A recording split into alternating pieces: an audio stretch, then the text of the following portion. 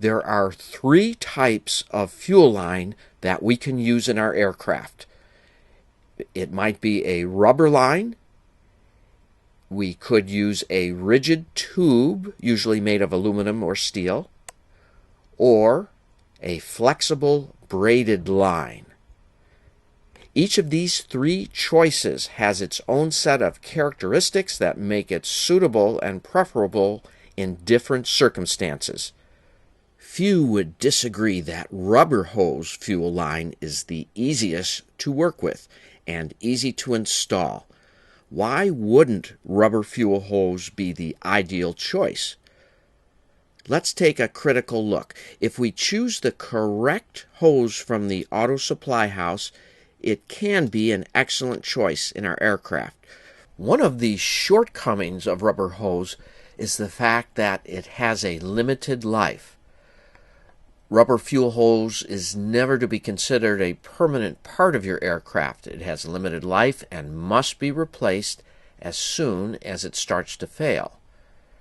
Therefore, be careful to install it only in areas of your aircraft that are easily accessible so that you can get to it when it needs replacement. If you never studied rubber fuel lines before, you might be surprised to know that they are manufactured to specific standards by the Society of Automotive Engineers, and there are other standards in Europe. Let's limit our discussion to the hoses you can find at your local auto parts store. Before grabbing any hose that may have originated from an auto parts store and using it on your aircraft, take a closer look at the printing on its cover. The SAE standard that the hose was manufactured to will appear on its jacket. It will tell everything you need to know before putting it to use. Look carefully at the jacket of your hose.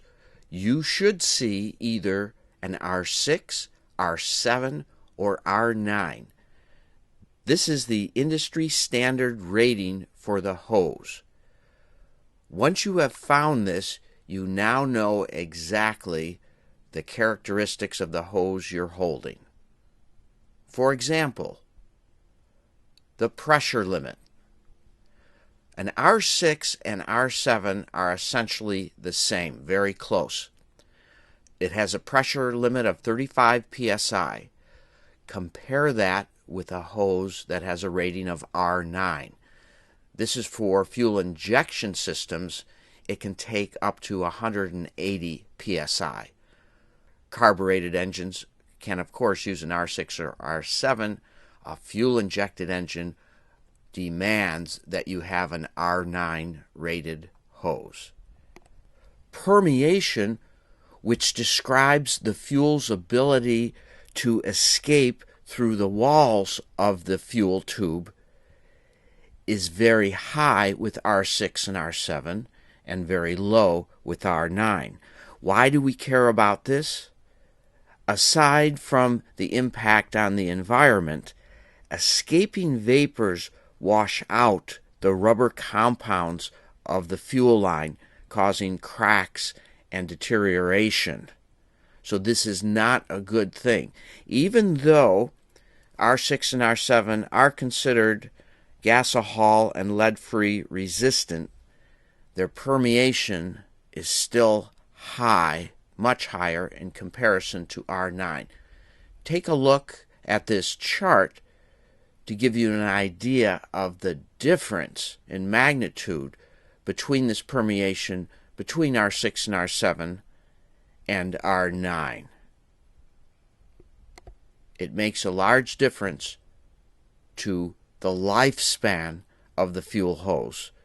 Obviously, because of this high permeation, our lifespan is relatively low compared to R9. And of course, there's always a cost involved with these characteristics. R6 and R7 are considered low cost in contrast to what we have to pay for R9. Notice this slide from the Gates Company, maker of fine rubber hoses.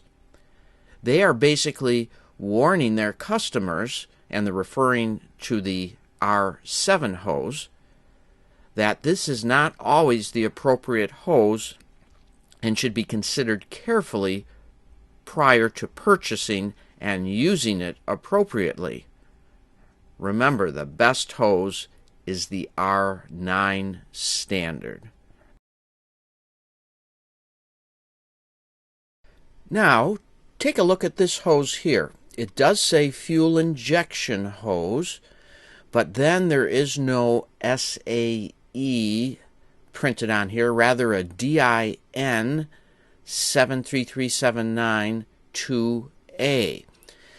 This hose is the European standard, the DIN, and even though it will take high pressure for the fuel injection, that's what the 2A means, it is not equivalent to our SAE R9.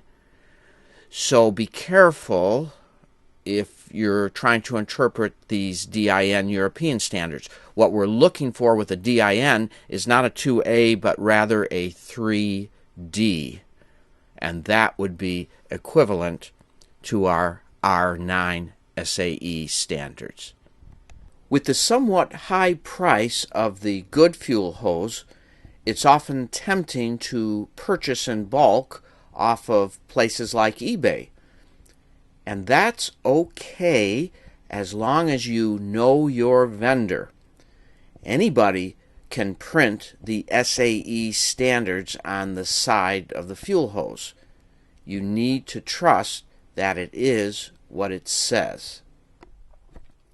So let's summarize our findings. Which hose do you want to purchase? It's up to you. Just know what it is you're buying.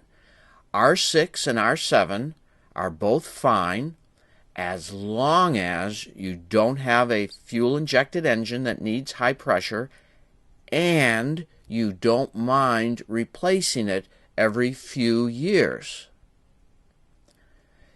R9, on the other hand, is good for both carbureted and fuel-injected high-pressure engine and will allow you to go probably 10 years or more between needing to have it replaced.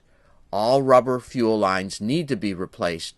The big difference is how long they last. And of course, the cost. We left that information off because you will find a wide range at your local auto parts store.